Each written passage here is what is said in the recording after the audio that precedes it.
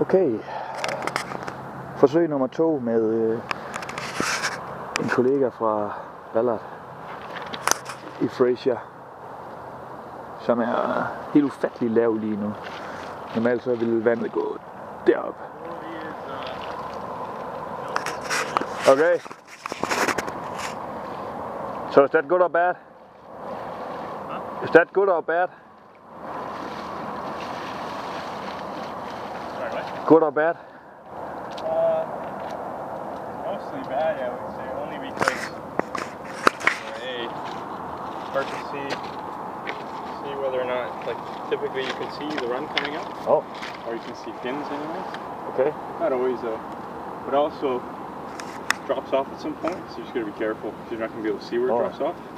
You don't want to step on the drop off and get carried away, right? No.